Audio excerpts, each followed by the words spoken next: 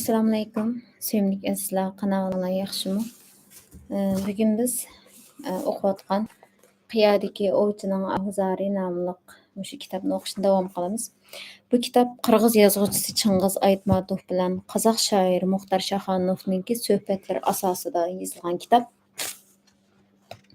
Oldingi bobda biz asosliq bilan birinchi bobda deb o'tib ketganimizdek juti vatani oilasi ota bobolari tarix haqida paranglashdi chunki u bobning ismi to'rt ona edi. To'rt ana tuproq, tarix, til va urf odatdi. Endi ikkinchi bobda asosliqi shu qozoq va qirg'izlar ichidagi dangliq yozuvchilar shundoqla shuning ta'sir ko'rsatgan boshqa millatdagi yozuvchilarni deb o'tib ketadi. Masalan, Cho'qon Valixonovning qirg'iz haqidagi yozganlariniki ta'siri, undan keyin mana Shostakovich degan rus yozuvchisi haqida gap qilyotgandi. Shu yerdan boshlab davom qilamiz. Shahonov yozuvchining eng ulug' baxti millat bilan yurt ayirmaydiganligidir-ku. Aytmatov sening bir butun elning do'stligi yakka kishilarning munosabatidan tashkil topadi deb ig'zingdan tushirmaydigan bir gaping bor. Adabiyotdagi tunugunki yo'riq yulduzlarning o'zaro do'stligi qandoq?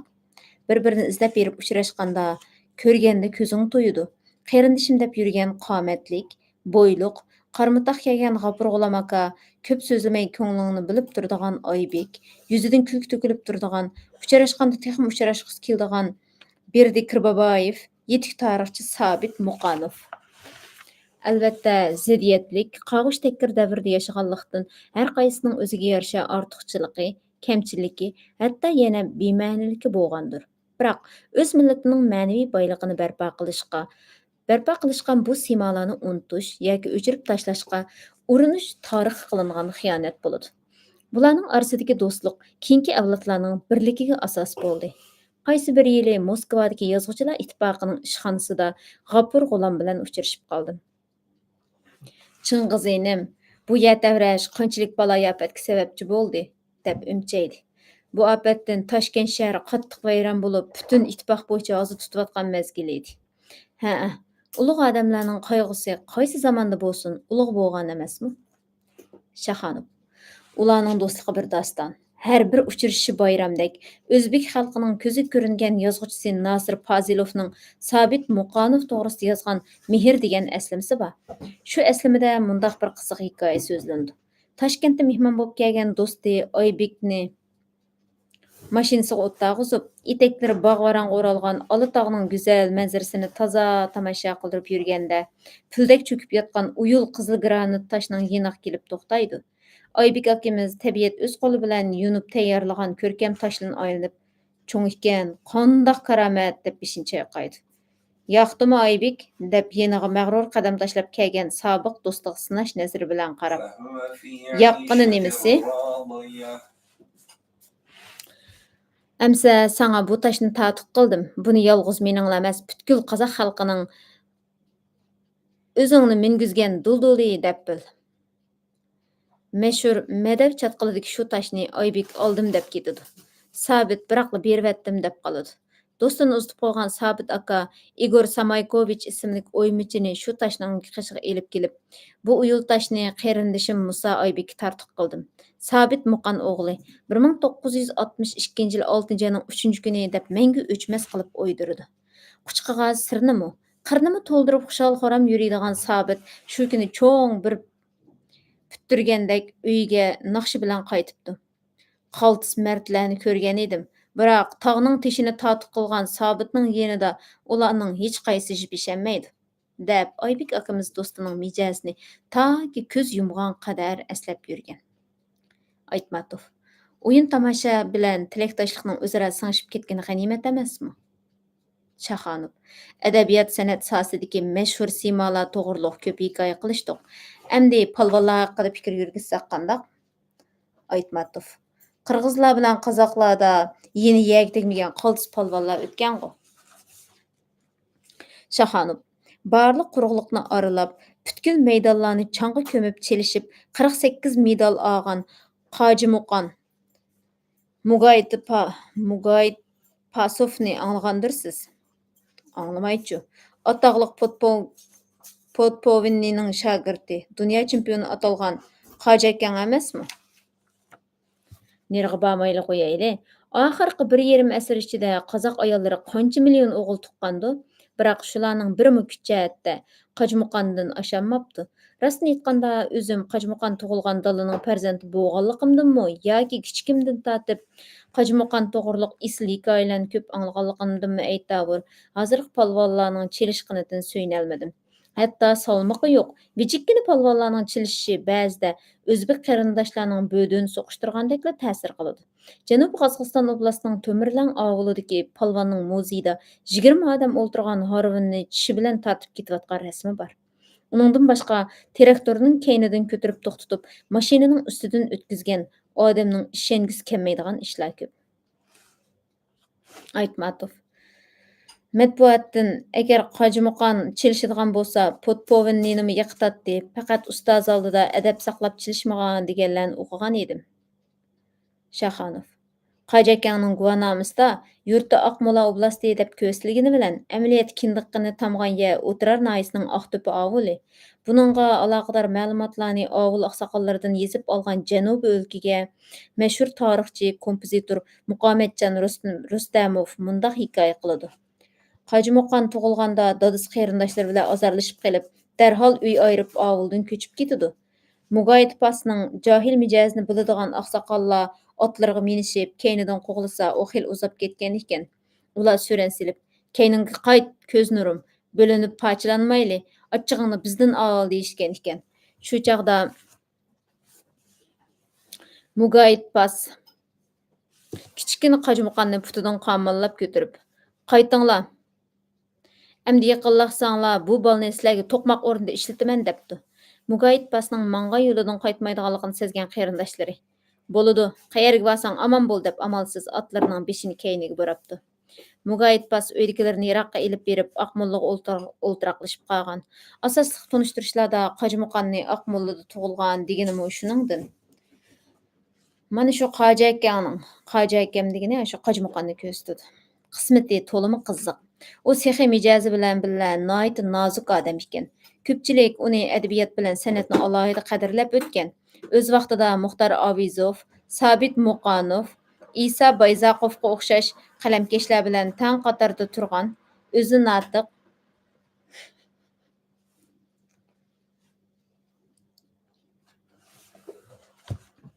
hikoya she'riga yerisman, usta shajarichi odam edi deyishatdi. Mening Qajmuqonni eslash degan rus tilida yozilgan she'rim bor. Aytmatov. Sen o'zing Qajmuqonni ko'rganmiding? Shaxonov. Palvon ona vatan urushi yillarida qayrig'ini qarmay, ovulni orlab mahorat ko'rsatib, pul chig'ib, o'z nomidan aeroplan yasatib, oldingi sapga sovuq qipti. Shu chog'da Stalin uning bu azmatligiga rahmat aytib, maxsus telegramma avatgan ekan. Ona vatan urushi degan ikkinchi dunyo urushidagi vaqt shumi?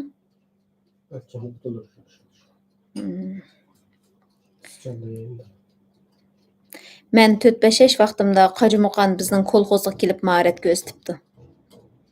Atagandan kechgacha ishdan bo'shalmay yurgan mehnatkashlar Botirning odam ishongisiz ajoyib mahoratlarini ko'rib hayron qolibdi. U chaqda biz hozirgi To'labiy noyisining Qashqisuv ovulida o'ltiratdik. Dadam bilan bir qabila bo'g'achqa ko'ngli yaqinmi yoki ro'yi yaqinchiligi bormi, mahorat ko'rsatish oyoqlashgandan keyindan ovulning hamma bolasini ergashtirib, Qajmuqon bizning uyga keladi, chaqirib keltirolmaydigan qadrlik mehmoniga dadam sutini ichib olgan yolg'iz o'chkisini alaydan so'yib, ovul oymoqni chaqirib kichikroq to'y o'tkazib beribdi. Yo'g'on, qarmitiq kelgan odam uyning to'rini to'ldirib, yonboshlab yotgan peti choyni uzoq ichibdi. Chekisidan to'xtamay qo'yilayotgan ta'ni surtib turgan qo'lyog'liqning o'zila kichikroq dasturxondek ekan.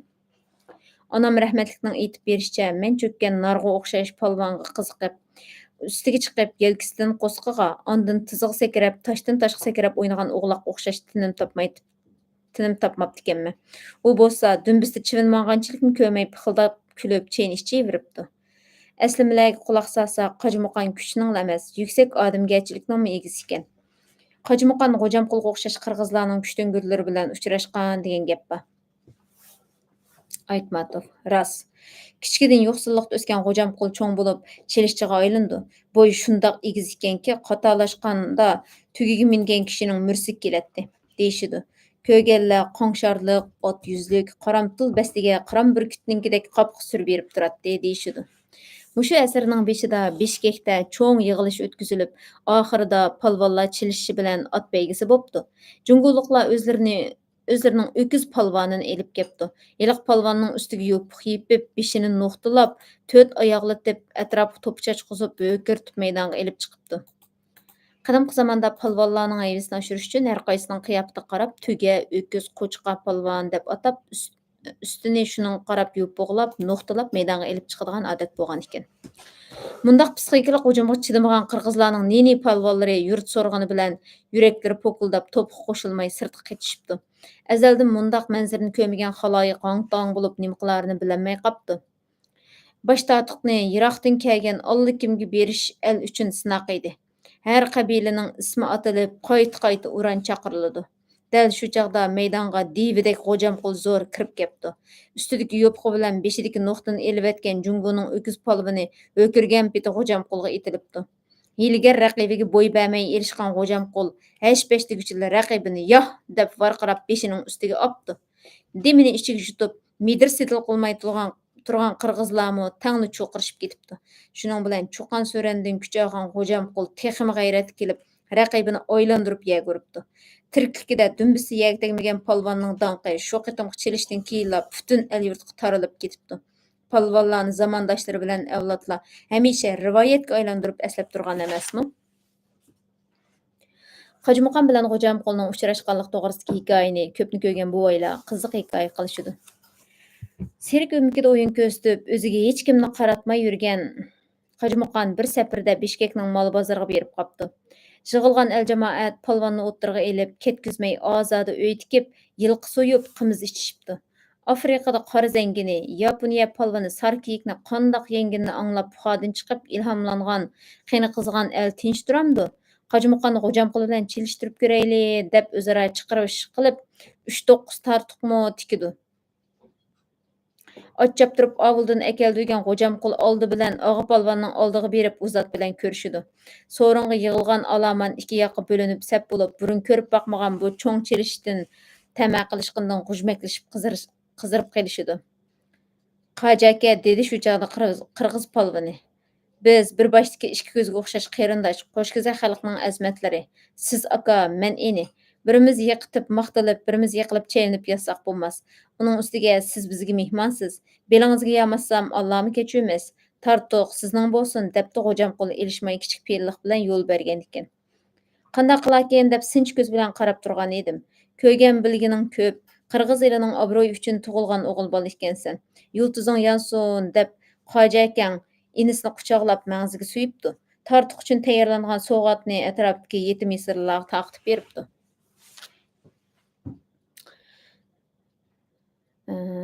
Zıxmi ko'ymaydigan, kabobmi ko'ymaydigan, yog'mi ko'ymaydigan, go'shtmi ko'ymaydigan shopdi man. Ikkisi tushib qolsam, bu ikki polvonning qaysi yengidi? Yengilgan bilan shuning bilan, shunaqmi? Odam ishda aqlli qilish kerak. Har vaqt yengish yoki bo'lmasa har vaqt utish. Eng cho'ng utish shu amaliyotda. Xalqning ko'nglini, o'zining inovatini, odamiyligini, erkakligini, mardligini utish shu. Shaxonov. Qo'jmuqam bilan Xo'jamqulni hozir olamni beshiga kiyib yurgan tantarbiya chempionlarining ko'pchiligi bilan tang bir qator qo'yishga bo'lamdi. Ular yolg'iz tangdossiz kuch egalaridan bo'lib qolmasdan, balki buyuk farosat egalari, kinni qani to'kilgan, tug'ilgan ona tuprog'iga teran yiltiz tortgan, el yurtining odat dasturi, or nomusi, ro'yi xazinasini vujudiga mujassam qilgan ulug' insonlar edi. Mushu qimmatli xislatlar bo'lg'achqa ular xalqning so'ygi muhabbatiga bo'landi. Aytmatov. Ha, yer shari atoqliq kishilarga namrat emas. Ularning tang yerimini tantarbiya bilan sahna cho'lponlari tashkil qiladi. Top tepib ulug' atalganlarga, bokschilik bilan chelishishning pishqan moyirlariga yoki sahnaning ko'rk atalgan naqshchilarga tanglashtirgidek narsa topolmay qiynalamiz. Ba'zi ularning chelish maydoniga, sahnaga g'ilpol bir chiqib qo'yishning o'zi million dollarga to'xtaydi. Balkim bu davrning udumidir. Biroq xalqning olqishidan mag'rurlanib, zaminning arkisiga aylangandek ko'ranglaydigan, nomi jahonga taralgan mushundaq cho'lpon çolpanlarning ba'zilari bilan paranglashib qolsang, uning ro'yi pichakligiga hayron qilib, "Tova" deb yoqangni tutasan. Hey tang-ay, odamning ro'yi boyligi, aql-farosati qachonmi namuniga aylanarkin? Shaxanov. Odam bo'lib yaralgandan buyon bu masala kun tartibidan tushib qolgani yo'q. Muxtar Avizovga aloqador paran qilganimizda Issiqko'lning Bo'ltirik polvonining ismi atalgan. Mush yerda nurg'un cho'lponlarningki gaplari bo'linadi-ku. Bizningki boks, Osiyo boks chempioni Abdurahmon Ablekim, Abdurahmon Ablekim. Şinjan Madaniyet jurnaliningki 2000 yoki 2001 yillik sonlari bo'lishi kerak. Sepil va sepil mantiqasi deydigan bir parcha asar o'qidim. Takror 10 qatimlab o'qigandim. Daftarimni ko'chirib oldim. Shu vaqtda Arman Quvvat talqonlarining e'lonlariga nima chiqayotgan zamonlarda. Men Şinjan Madaniyeti bilan uchrashgan vaqtim 2003-yildan keyingi vaqtlar. Shu to'liqsiz vaqtlarimizda u jurnallarni ko'rib boqmabdi ekan. Men to'liq o'tir zamonimizga kelgan vaqtida ko'rdim. Shu vaqtda mush tantarbiya cho'lpini, bu tantarbiyachi bokschining qo'lidan mushtaq qalamda mushtaq narsa chiqamdigandi. Yozgan adabiy asar yoki she'r emas. Balki nihoyat chunqur muhokamalik asardi. Bek qoyil bo'lgandim. Ya'ni masalan, nurg'unlarimiz o'ylaymiz-ku, shu tantarbiyachilar shu putqo'lda ishlagan bo'lg'ach qalam yoki o'ziningki Xudoyim bergan talant bo'lg'ach azroq mashq qilib, shunaqa sahnaga chiqib qolgandek his qilamiz. Ammo ba'zi rashta bo'lishi mumkin. Albatta unda asoyish emas. Mayli faqat putqo'llam ishlab natija qozonsin yoki bo'lmasa ham putqo'lli ham vijdon g'urur ham yeri ishlasin. U oson emas, lekin mushundaq mayli san'atchilar bo'lsin, naqshchilar bo'lsin, cho'lponlar bo'lsin, ya'ni xalq ma bizning cho'lponimiz oramizdan bir chiqdi deydigan kishilarning axloq fazilati, ularning ro'yi jihatdagi o'zining kimligiga tava bo'lish kuchi. Ya'ni qaysi millatdan, qaysi yurtdan kelgan bo'lsa, shuni ifodalab tura oladigan bir jasur ro'yi uni kishilarning qalbida o'rnini muqim qildi. Masalan, ba'zi cho'lponlar bor. Buguni cho'lpon bo'ldi, ertasi uning keynidan egiz-bas gaplar, har xil narsalar chiqdi. O'g'ini yana bir narsa bo'ldi. Endi hozir tor dunyosida qaysi rost, qaysi yolg'on bir kimning keynidan gap bo'lib olsa, haqiqatan shundami yoki uning qasd qilib qildimi, ularni bilgilolmaydi. Lekin nurg'un shunday kishilarimiz bor. Hech bir o'zining chin prinsiplarida turib yashagan. Masalan, shu Naqshchi Abdurahim Yigit haqida bir gap anglagandim men. Shu bir xili ko'p kishilar, yozuvchilarmi yoki qanday kishilarga yig'ilib bular Janubiy tog', ya'ni Qibla tog' deydi, Nansanga chiqibdi.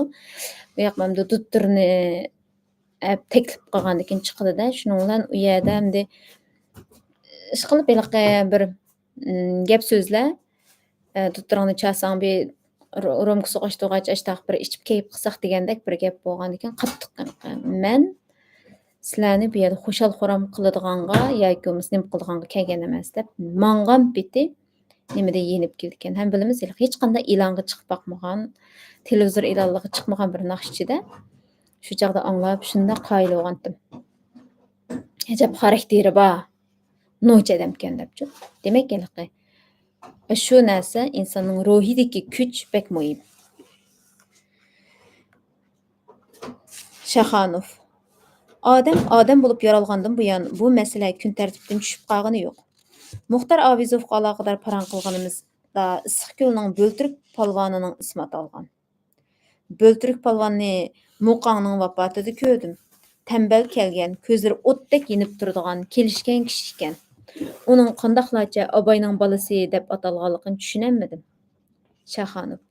1916-yildagi iyun farmoni bo'yicha oldingi safga qarashga ketgan polvon Rossiyaning turli ala to'planlarga aralashib, oxiri taqdirning qismati bilan Shamay yeriga qadam qo'ydi.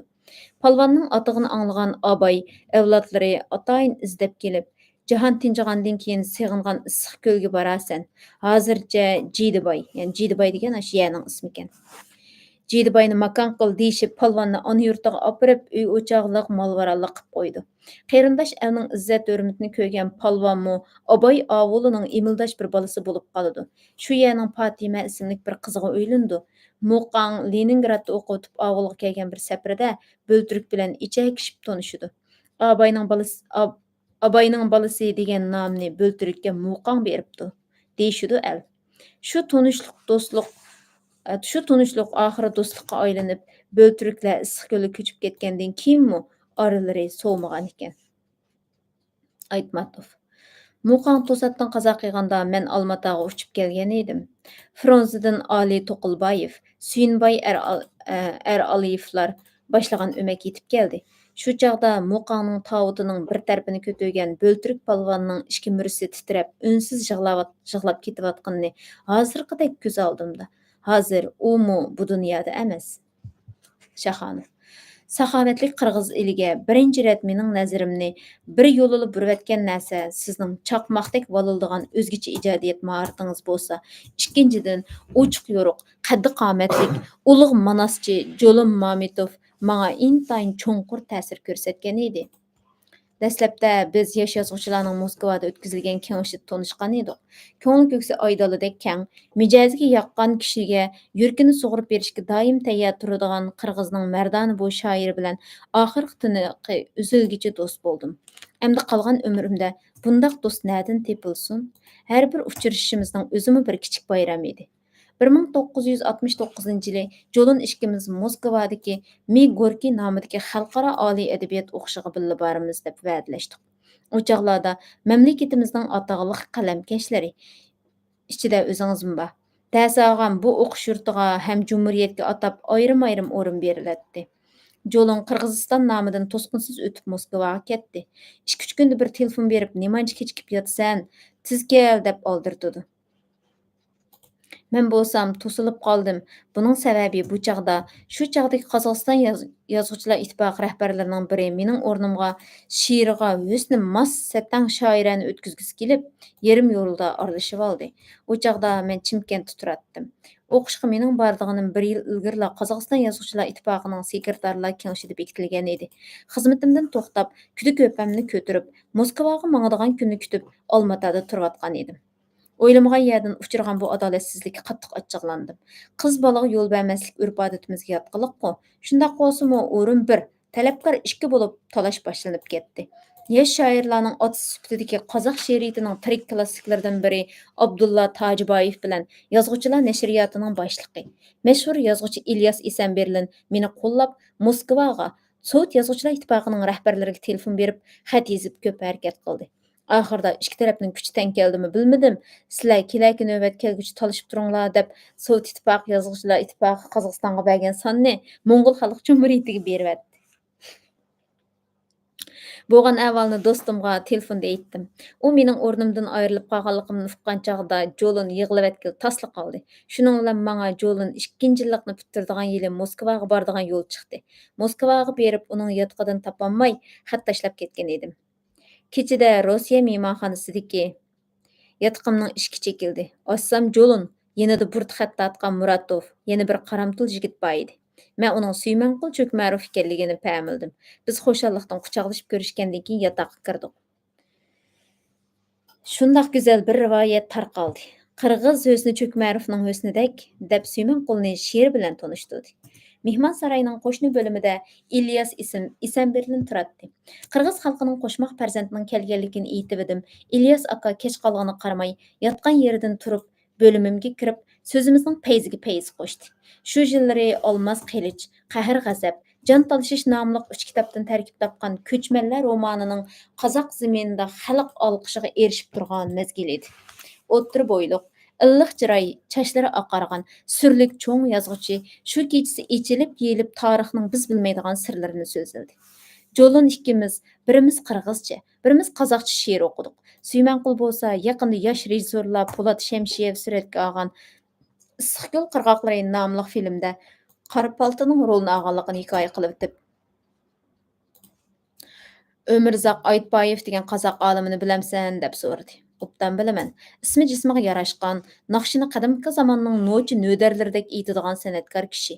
Uni ak qatori emas, el hurmatlagan azmatlar qatorida bekma qadrlayman deb to'xtamay so'zlab ketib edim.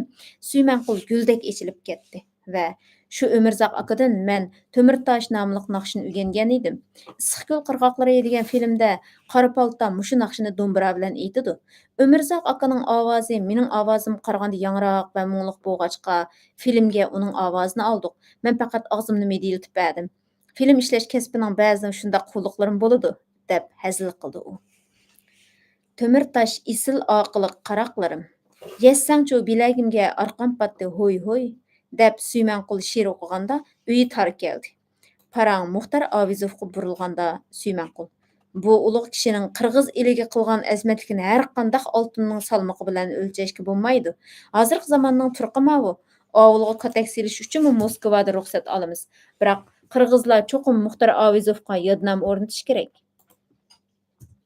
Men oilamda Avizovga bag'ishlab yodnom o'rnatishga ulgurdim, dedi Jo'lim mug'ambirlik bilan. Qandaq? Qizimga Muxtar Avizovning zo'r ilhom bilan suratilgan Abayning suyimlik kishisi Aygarimning ismini qo'ydim. Barakalloh, bir cho'ng qadah ko'tarishning fursatini endi keldi, deb İlyas aka o'rnidan turdi. Amsa Aygarim onamizning vujudidagi Abayni hayron qoldirgan xislat fazilatlar norasida Aygarimning taqdirida ayon bo'lsin. Rahmat aka, sizmi qozoq xalqining ulug' farzandi, aytqiningiz kelsin, dedi Jo'lun hayajonlanib. Mushundaq esil parang va suhbatlar ilkida yozning qisqa tunining subiy paytiga yaqinlab qolganligini bayqamabdimiz. Mayada qirg'izlar cho'qim Muxtar Avizovga yodnom o'rnatish kerak deyishidagi sabab shu, biz oldingi mazmunlarda o'qidik-ku. Muxtar Avizov qozoqlarningki Lenin adabiyot mukofotiga erishgan dangliq yozuvchisi ekan. Qozoqlarning. Ayni chog'da u Sovet sotsialistik jumhuriyatlar birligida shu alqadek ideya ko'rish u bu zamonlarda Manasni butunlay qarlab, Manasni yo'q qilish kerak. Mana deydigan bir yig'in bo'lib, ashunda xalq pipan qilish deydi-ku bizning madaniyat intiqom mezgillarida. Ashta bir ish bo'lgan vaqtida Muxtar Avizov qozoq, Manas qirg'izlarning dangliq dostoniga shu vaqtda o'tirg'i chiqib, bu odamning uzun yil turmada yetib, ashunda xalq dushman deb turmada yetib, turmadan chiqqandan keyinmi, yana xalqning o'rimiga sazovor bo'lib turgan bir vaqt ekanda. Yana shunda xalqi beshida qilich o'ynab shusimi, hech uningdan qo'rqmay o'tirg'i chiqib, Manas undaq narsa emas, Manas mandaq qimmatli bir bizniki madaniy merosimiz deb o'tirg'i tushib, mayli kallam kesimi deb qo'g'dab qoldi ekan-chu. Buni shu vaqtida Chingiz Aytmatovmi noitdi suyunish ichida, hurmat ichida eslaydi Muxtar Avizovni.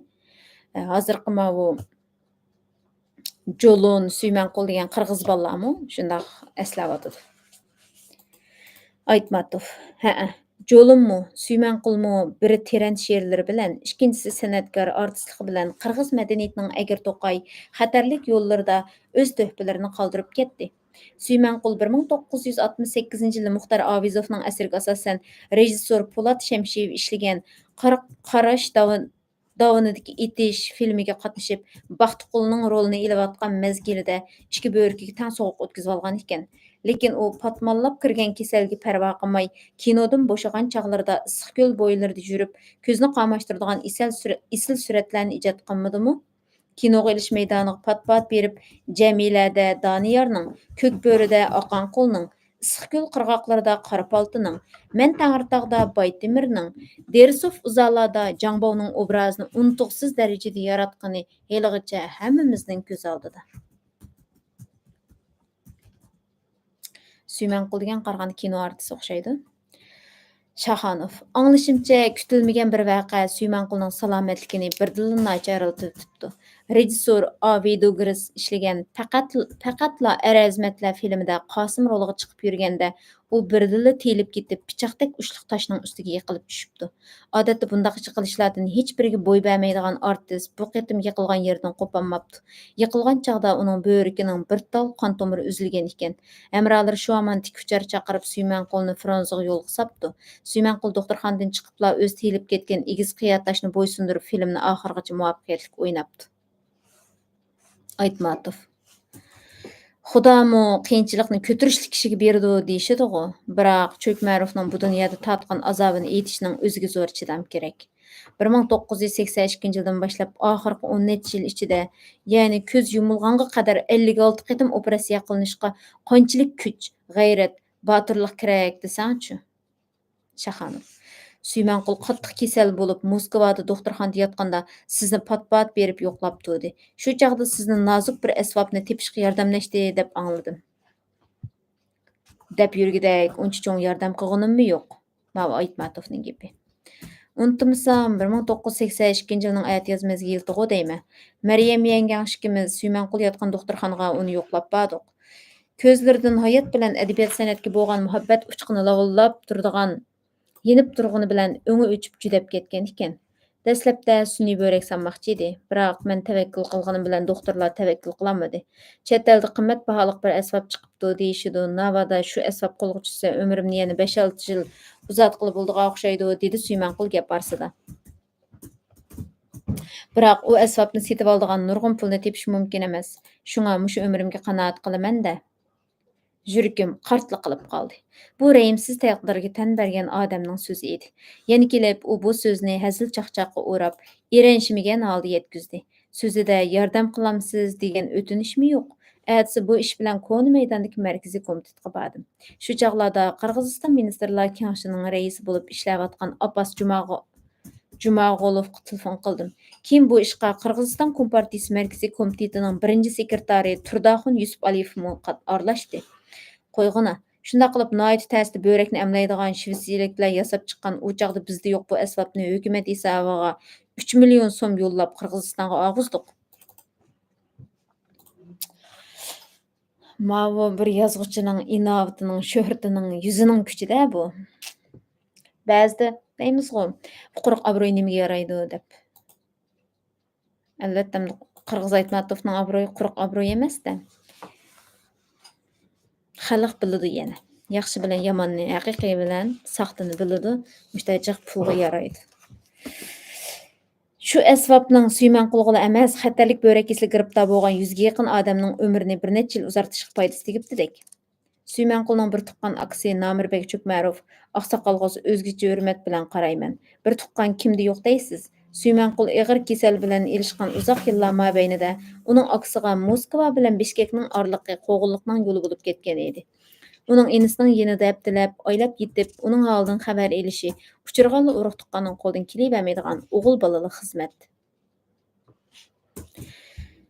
Suymanqul oxirgi 10 yilda har bir yarim sotkada tomirga tikib qo'ydigan Firostol degan apparat orqali qinini tozlatib turgan edi. Bundaq kasalga giribdor bo'lgan odam navoda udud 3-4 kun yiliq apparatning yordamiga tayanmasa o'lib ketishi mumkin ekan. Aksi uningga yengnin sanji yurib badanining hech yerida saq tomiri qolmadi degan edi. Bu azobga boy o'zingiz aytgan. Oxirgi 10 yilda qilingan 56 operatsiyani qo'shing, shundaq turibmi yana kinoga chiqishni, rasm chizishni to'xtatmagan. Men Qozoq, Qirg'iz zaminida buningga teng kelaoladigan san'at suyar ruhga ega ikkinchi bir odamni ko'rsatib bera olmayman. Moskvadagi böbrek kasalliklarini davolash markazining bosh doktori professor Alksey Belarusovning Suymanqul haqida mening oldimdan necha minglagan kasallar o'tdi. Biroq Suymanqul Chukmarovdek kuchi tong qolgudek mustahkam, ig'ir operatsiyani chaqqanchilikni ko'rmaydigan odamni ko'rmagan edim degan gaplarda Suymanqulning o'zgacha botirlik ko'rinib turmamdi. Uning kinolarda emas, kinolarda umuman qaysar, turgin bo'lib chiqishi hech qachon tasodifiylik emas deb ayta olamizmi? Bugun bir şeygacha o'qiylik, davomini o'qiymiz. Xayr xo'sh, Allohga omonat.